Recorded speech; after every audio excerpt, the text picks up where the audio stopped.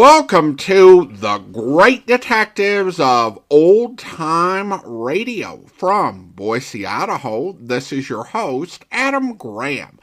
In a moment, we're going to bring you this week's episode of Danger with Grainger. But first, I do want to let you know that if you are enjoying the podcast, you can follow us using your favorite podcast software.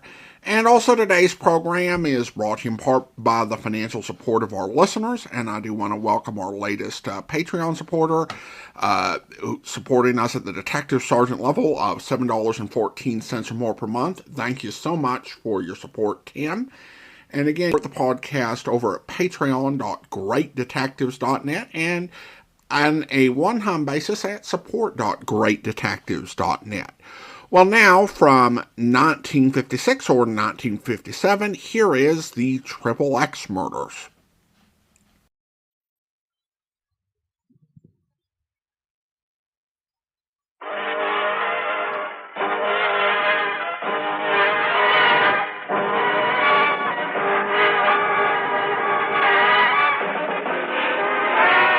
Danger with Grainger.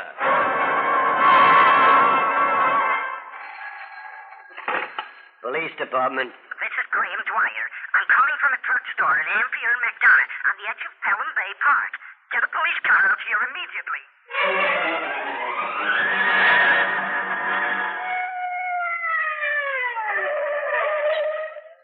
Oh, here I am, officer. I'm the man who called. You said something about bodies? Yes, I was walking along one of the drives. I found them in a car. Get in, mister.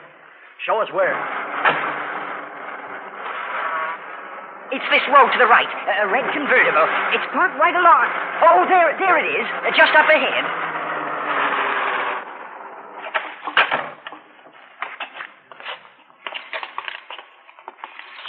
Two of them, boy and girl.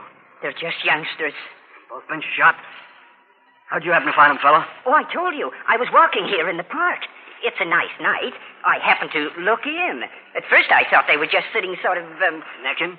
Yes. Then I took a closer look. That's when I ran to the drugstore and called. Hey. What's the matter, officer? Hey, we're in for a lot of grief. You look at these marks. Made by a lipstick. 3 X's. This must be the work of some fiend. This is Steve Grainger, private detective, with a story about a killer with a trademark, a Triple X, which meant murder plus mania. In just a moment, I'll take you back to one of my most interesting cases.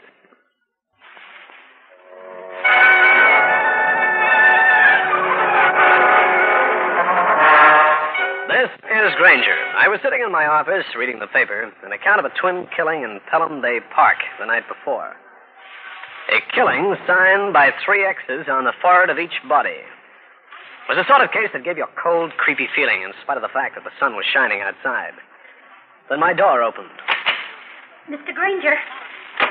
Mr. Grainger, I've come to you for help. I need you. Well, sit down, ma'am. Thank you. I'm Mother Morton. I want you to try to exonerate my son, John. Why, what's he done? You haven't read that entire story in your paper, Mr. Grainger, or you wouldn't ask that. What? John is in jail. He's under suspicion of being the 3X killer. But he couldn't have committed those murders. I know he couldn't. Why not? Well, he's just not that sort of boy. I know I've not been able to give him all the time he should have had. But he's not the kind of boy to do anything as horrible as that. You could be wrong, you know, Mrs. Morton. No, I'm not wrong. That's why I want your help. Okay, I'll drop down and have a talk with him.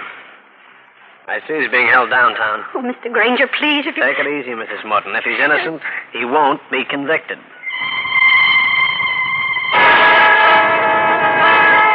I grabbed some transportation and went down to police headquarters. I explained my errand and was ushered into the office of Lieutenant Mike Harding. Grainger, I think you picked a bad one this time. Why? What have you got on young Morton? Everything. A girl came to us early this morning. She was scared to death, hysterical. She wanted protection. From whom and why? The dead girl and boy were both friends of hers. They all had a date last night. The dead girl forgot about a second date she had with the Morton boy. Both boys showed up. They tossed a coin. Morton lost. He went away angry with the girl who later reported him. That's still not proof of murder. The lab man made some casts around the car. They fit the boy's shoes. Shoes can be similar. Cut it out. We matched the tires on Morton's car with some tire prints. They were alike, too. I want to go talk with him, Mike. Okay, come on.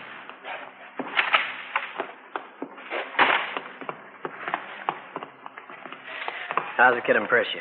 Oh, looks like a nice boy. But I've seen angel-faced killers before. His mother, are you? Yeah. She's nice, too.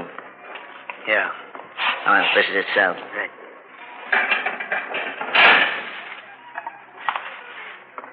John, I'm Steve Grainger. Your mother employed me to try and get you out of this. I didn't do it. I didn't All right, do it. take it easy, kid. I'll do everything I can. What happened after you flipped the nickel and lost? I left him and went out with the other girl. The one who reported you? Yes, Anna Long. Hmm. I was mad, see? I took her home early, and then I drove my car around the park. Looking for the other couple? Yeah, I wanted to spoil their fun if I could. They wanted to pick a fight with the other guy. I didn't like him. But, Mr. Grainger, I never killed them. Bet you did find them. Sure. I spotted the car parked on that side driveway. Yeah. I coasted up in back so they wouldn't hear me.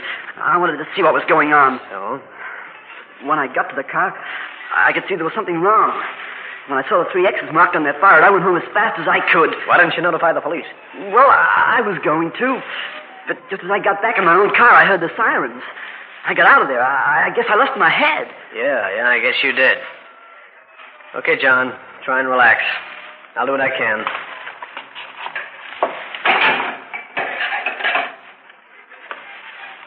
Harding, I think you've got the boy wrong. He's got a pretty straight story. But no witness. Did you paraffin his hands? Grainger, you stick to your business and let me stick to mine. I know the routine. Okay, no offense. After all, he's the logical suspect, isn't he? Yeah. Maybe too logical. Well, anything else I can do, or will you permit me to go about my own affairs? Oh, Lieutenant Harding, I've been waiting for you. Oh, no. But I want to help that poor boy. I wish you two would go someplace and get lost. Oh, Grainger, this is Graham Dwyer, Steve Grainger. Yeah, according to the papers, you found the body. Yes, I did. But I don't believe that youngster did the killing. Uh-huh. I offered my services to the lieutenant here, but he's refused them. Oh? I happen to be interested in crime. I'm an amateur criminologist. I see. Well, so long, Harding. Oh, one moment, Grainger. Has the boy's mother retained you? Suppose she has. Then why can't we work together? My work will be free, of course.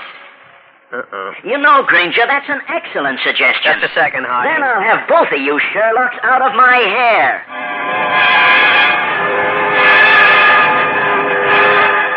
I got away from Graham Dwyer by simply telling him to get in touch with me later at my office, a place I'd try not to be at that time. I nodded so long at him, left the building, and grabbed a cab uptown.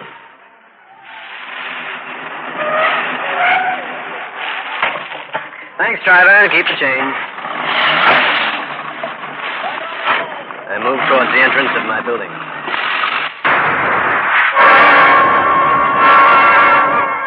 I'll continue with this interesting story in a minute.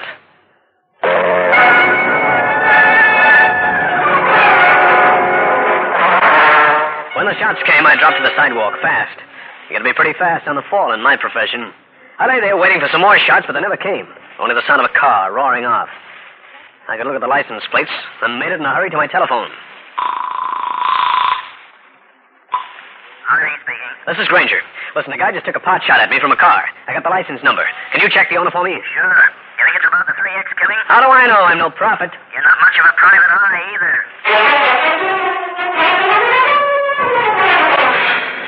While waiting for Harding to call back, I studied the newspaper account of the 3X killing.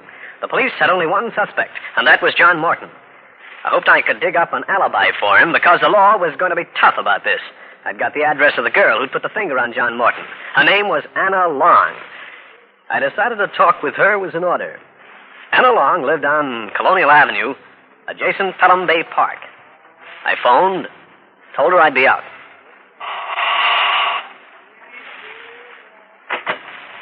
Yes? You're Anna Long? I'm Steve Grainger, the man who phoned. Oh, yes. Come on in, Mr. Grainger. Thanks. You said it was about John. Yeah. I want you to tell me everything you know about him. Well, he always acted awfully sweet. I liked him. Then why did you report him to the police? That night he was sort of different. He wanted that date with Nell, and he was terribly upset when Tommy showed up. Did he make any threats? No, he just grumbled about it always being his luck or something like that. You said he acted different. What do you mean by that? Well, we rode around, and then we stopped off for soda at the corner, and John wouldn't talk or anything. Then he took me home, just like that. Didn't even say good night. Do you think he could have killed his two friends? He didn't like Tommy at all, and he was crazy jealous of Nell. The talk with Anna Long brought out nothing. There was no way of establishing an alibi for John Morton, since he'd been driving around alone. I thanked the girl, left the house, and started down the street in search of a cab. I walked along, enjoying the clear weather. I hardly noticed the car as I came up to it. It was facing me. I dropped to the ground, but not until I got a good look at that driver. He was wearing a gray hat, dark glasses, and a mustache. I got something else, too. The license number on the plates. The same as before.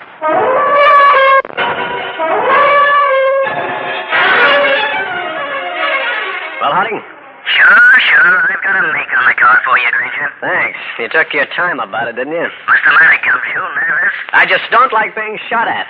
You want protection? I'd be glad to assign a uniformed officer to bodyguard Cut the comedy and give me the information. I'm afraid it won't make you happy. We checked with the car owner. He left his keys in the car. It disappeared naturally, and it's still missing. Thanks. There's one thing about you, Mike. You're always useful. About as useful as a nylon shirt in a blizzard. As I hung up the phone, a thought struck me. The man who'd fired at me from the car had fired high. Since he had a perfect sight on me, he apparently was just trying to scare me off the Morton case. The trouble was, he was practically succeeding. In just a moment, I'll bring you the climax of the case.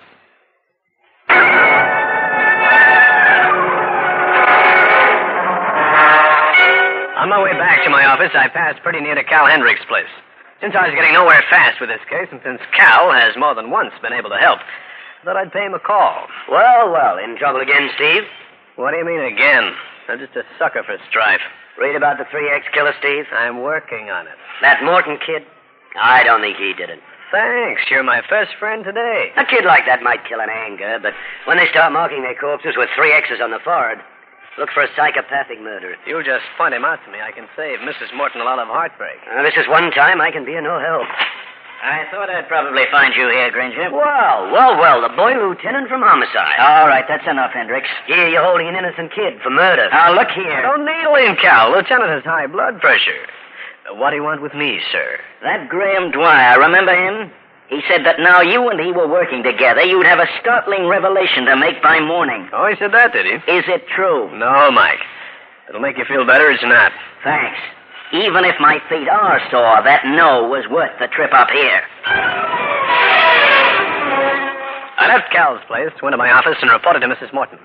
While I couldn't encourage it too much, I could insinuate I was getting a break on the case. At midnight, I got it. Hello. Grainger, have you been listening to the radio? No, who is this? Well, this is Graham Dwyer, the man who's working with you. Remember? Oh, yeah. I just heard it over the radio, Grainger, and it definitely proves that John Morton didn't kill that boy and girl. What proves what? What are you talking about? There's been another 3X murder. Say that again. The report, it just came over the radio. Same place? Pelham Park? Sure. This time it was only a woman. Only, huh? She was shot once, and the killer marked 3 X's on the forehead with a lipstick. I've got an idea. I'll come over and pick you up, and we can go right out there. There's no sense in doing that, Dwyer. By this time, the police have removed the body, and the examination will be over. Well, just the same, it does prove that the boy didn't commit the murders. Okay, I'll get dressed. Go down and get him out. If I can. Excellent. I'll be over at your office first thing in the morning. Why? I'm going to help you catch the real 3X killer. Wow, thanks. Thanks a lot. I hung up on that nauseating prospect and mulled this latest development over in my mind. Then I got into my clothes and went down to the morgue. Lieutenant Harding was there ahead of me, as ugly as a bear with a singed tail. I might have known you'd show up. Sure. This sort of clears my client's son, doesn't it? Don't be in such a hurry. Have you identified the murdered woman? In her purse, she carried a driver's license, a hotel credit card, and a birth certificate. Now, have we? Don't be so grumpy, Mike. This means you'll have to release that kid. Yes, his mother will be down here with a writ. I'll have to let him go, but that doesn't mean he won't still be under suspicion. Find any clues in the park? Footprints. Millions of them. Made by the curious public as they trampled the place like a bull ring. Anything in the dead woman's effects? No. Newspapers are going to get on you. Aren't they, Mike? Grainger, don't needle me. This isn't funny. Murder never is. At 10 the next morning, I was reading the account of the latest murder when my pal walked in. Well, Mr. Grainger, here I am, just as I promised. I've been waiting with bated breath, Dwyer. Good. Now, here's what we can do. Go out to that dead woman's place and look around. Dwyer, just a minute. The police have done that already. But they could have missed something. Pardon me. Grainger. Mr. Grainger, this is Mrs. Morton. I called to tell you that John is home. Yeah, I knew he'd been released. I'm so happy. I don't know what to say, Mr. Grainger. Let me advise you, Mrs. Morton. Keep John where you can watch him for a while. The police still have him under suspicion. I shall. I'm sending you a check in the mail. Don't bother. I didn't do a thing. But, Mr. Grainger... The real killer cleared your boy. Goodbye. That was Mrs. Morton? Yeah? I knew that boy wasn't guilty from the very first. The real 3X killer is a clever man, not a kid. Now, why don't we go out to that woman's place? I want to, but I can't, Dwyer. But why don't you go out and look around? Use my name if you want to. Thank you. And if anything breaks about another killing, we'll investigate it together. Right, Grainger. That's a deal. It was such a logical way of losing Graham Dwyer, I took it in a hurry. Also, he would do no more harm snooping around Pelham Bay Park during the morning. A few minutes after he left, I went down to see Lieutenant Harding. He still hadn't been to bed. Don't you start anything this morning, gumshoe. Now, take it easy, Mike. You're losing your perspective. Have you seen the papers? If we don't do something about this 3X killer, I'll lose more than my perspective. My job. I said take it easy. All I need now is that nutty Dwyer character around. I got rid of him. I sent him out to Pelham Bay. Look for clues. I hope he falls in the lake. Howdy, have you ever figured that you're dealing with a psychopathic killer? I figured everything, but he's still loose. I think I know how we can catch him. We? And what have you got to do with it? Figured I could help you trap him. Now, Grainger, if this is another stunt... Just listen, will you? Well, go on. The 3X killer must be an egomaniac. He loves to see his trademark written up in the papers. Now, suppose somebody comes along and claims to be the 3X killer. The real one gets jealous. He'll want to get even with the fake one. In short, you want me to take my gun, murder an innocent citizen to make it look like a 3X killing. You don't have to go as far as that. You can get hold of a body, can't you? Of an unidentified woman? Are you nuts? No. You set up the whole thing. Get a police officer and a policewoman to stage it. The woman is found dead after being shot by the 3X killer. The wagon comes up and takes her down here. Nobody knows if she's alive or dead. And in the meantime, the real 3X killer pops up in Times Square. It's a chance you'll have to take. Me? I thought it was going to be we. Harding demurred with every demur he could dig up. But I finally reasoned him into it, and he agreed it was one way the 3X killer could be brought into the open. That night, just before midnight, the supposed killing took place. The policewoman, posing as a casual pedestrian, was walking down one of the drives. A man slipped up behind her. The woman staggered to the grass and dropped. The man ran between some trees and disappeared. Two plainclothesmen ran out with the body of the woman brought from the morgue. A woman wearing 3 X's on her forehead. They placed her where the fake shooting had taken place, while the policewoman slipped out of sight. The stage was set. Just as Harding and I had planned, the radio at midnight came out with the news that another 3X killing had taken place.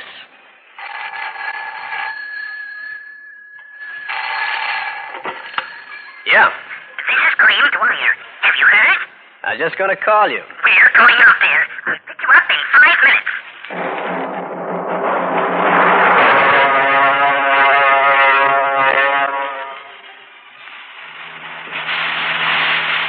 The radio said it was the left drive. Spot's right up ahead.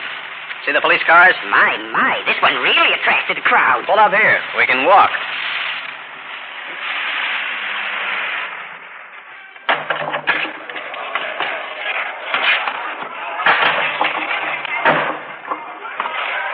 This time we'll pick up the clues. We can come up with the 3X killer. Don't be too sure. Oh, see, Lieutenant Harding's on the job. Yeah, that poor guy hasn't slept for 3 days. You say you're walking right along here? Yes, officer. Ah, hiya, Lieutenant. Grainger, don't tell me you're... What did you bring him along for? We're going to find the 3X killer for you. You're going to mind your own business or be locked up. You can't do that. I'm a law-abiding citizen. You get in our way, you'll be obstructing justice. Now behave. You, mister, go on with your story. Well, I was quite a ways down the drive when I heard the shot. You see the man who fired it? I think so. Good enough to describe him? Yes, I believe so. He was wearing a dark suit. His hat was gray-colored. He had a decided limp. Anything else? He ran over into those trees. Harding looked at me, and one eyelid dropped in a surreptitious wink. I nodded. A few minutes later, a man wearing a dark blue suit, gray hat, and sporting a decided limp was moving through those trees.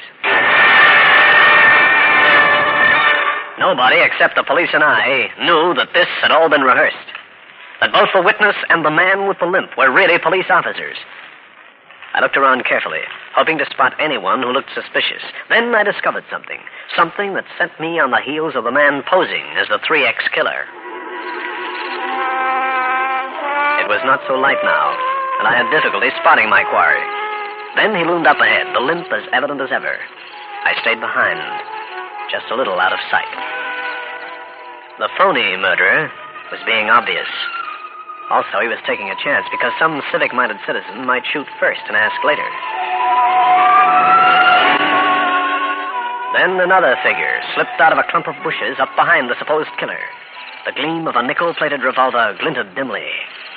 The second man prodded the first out of sight. I moved in. Don't stand there. I demand to know why you killed that woman. I'm the 3X killer. Okay, you caught me. Take me back there. You're the 3X killer. That's fantastic. The real 3X killer is clever. His murders are committed without leaving traces. You're a fumbling fool. I'm the 3X killer. You're not. This wasn't planned as a 3X killer plans. This was stupid. The 3X killer's intelligent. He uses reason. Look how he framed that boy for the twin killings in the car. That took reasoning. Yeah? You're a fake. You're trying to cash in on the publicity the original 3X killer got. You were jealous of his success. You're the cheapest of all people. You're an imitator. How do you know? Because I happen to be the original 3X. It was I. You understand? Okay, Dwyer. Put down that gun. So you found me, Grainger. You knew all the time, didn't you? Drop the gun, I said. Not until I take care of this feeble fake. I'm going to...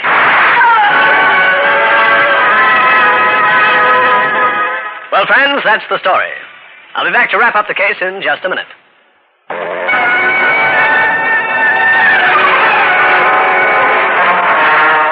I merely pulled the trigger, and Graham Dwyer dropped with a bullet in the leg. The officer who'd been posing as the fake killer grabbed his gun, and that was that.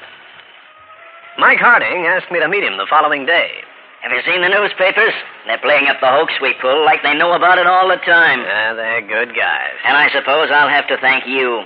It was that dreamboat idea you brought in from left field that snared Dwyer. Don't bother, dear boy. It was a pleasure to get you off the hook. Yeah, I was hanging there like a flounder.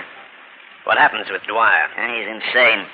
When we raided his apartment, we found it was a storehouse of information on murder. Finally went to his head. Wonder why he never shot to kill when he chased me around in those stolen cars. He explained that. He loved making a monkey out of you. Thanks. Love being a monkey and alive. Pardon me, Lieutenant, but they want you at the office. And what for? There's been a shooting on the west side. Coming along, Grainger? No, Lieutenant, this one is on you. I figure on taking a rest. A long rest. This is Steve Grainger. You've been listening to some of the most interesting cases in my files. I hope you enjoyed them. See you around sometime.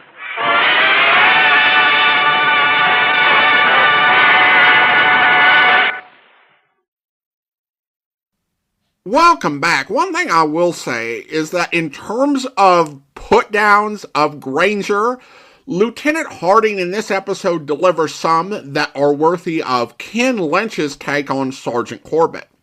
The voice of the actor who played Dwyer reminded me a lot of Dink Trout, who played many character roles on radio throughout the 1940s. Though if you're not into old-time radio, the thing that he's probably most recognized for is the voice of the King in Alice in Wonderland. Of course, it wasn't Dink Trout because the in production, and that wasn't somewhere where Trout worked. And perhaps even more relevant, Trout passed away in 1950. But I wonder if the actor who performed it based his performance on Trout either from having heard him on the radio at some point or seen Alice in Wonderland, or if this was a voice he typically used. As for the mystery itself, I'm not certain if it could have been made more obvious that Dwyer was the killer. I was kind of suspicious of him a little bit from the beginning, but then I was certain of it after the initial suspect was cleared and he started making comments about the Triple X killer being a clever man, that he was definitely the guy. So a lot of this episode was obvious in terms of where the solution was going. Alright, listener comments and feedback now. Starting out on Spotify, Mechanic66 writes regarding the episode The Rainy Day Murder. Good one, though Pat was a bit annoying. And then I have an email from Lawrence who writes, never mind the I in Grainger or Grainger. I wish the Oz folks would have learned to pronounce the American way of the word garage instead of garage. Continued success. And on a similar note, Reinser said over on YouTube regarding the episode Hired Help. Yanks, don't say garage that way. Well, thanks so much, and a fair point, and it does illustrate the challenge of trying to write about another culture in a way that will be believable. And certainly, given the intention of having this syndicated in the States, it was important to make it sound as naturally American as possible. But it kind of illustrates how hard it can be to write another culture believably and seamlessly to the degree that people who belong to that culture aren't going to find inconsistencies. And it's very hard to really get into the mindset totally of another culture.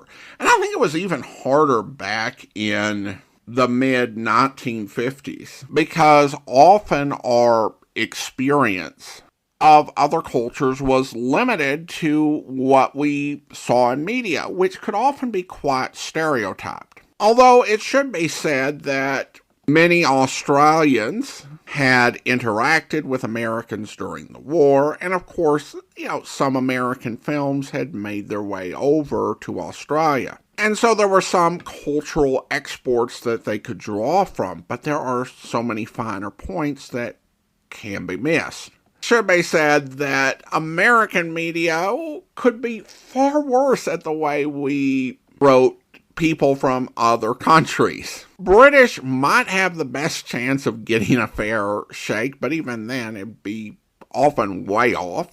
And of course, the British didn't do a great job of portraying us. Whenever I listen to an old BBC audio drama from, say, the 1950s or 60s, and they say, oh, let me go ahead and introduce you to my friend. He's an American. I'm like, okay, let me brace myself and just hope that they happen to cast someone who was an expat, either an American or Canadian, or we are going to be in for an adventure here. In the 21st century, this has gotten a bit easier, as access to other cultures and ways to understand how they live and speak have become more readily available. In fact, I've heard actors for audio dramas state that the way they prepared to play a character of an unfamiliar ethnicity is they went on to YouTube and searched for videos of how people in those countries or areas happen to speak. And we hear a lot more of each other's voices. I have to admit that the way that British people can do American accents these days is a bit uncanny. But you'll still hear occasional oddities. Like I've heard some British productions that have had Americans say things like, I'll get that sorted.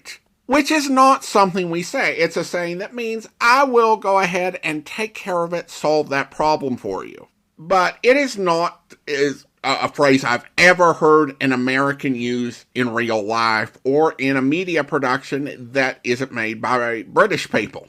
So again, it seems like no matter how good we get at this and how much information we have, there are still things that a local is going to be able to spot and say, hey, wait a minute.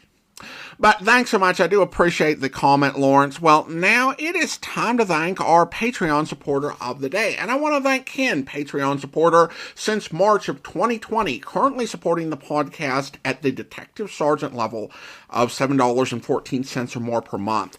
Thanks so much for your support, Ken. And that will do it for today. If you're enjoying the podcast, please follow us using your favorite podcast software.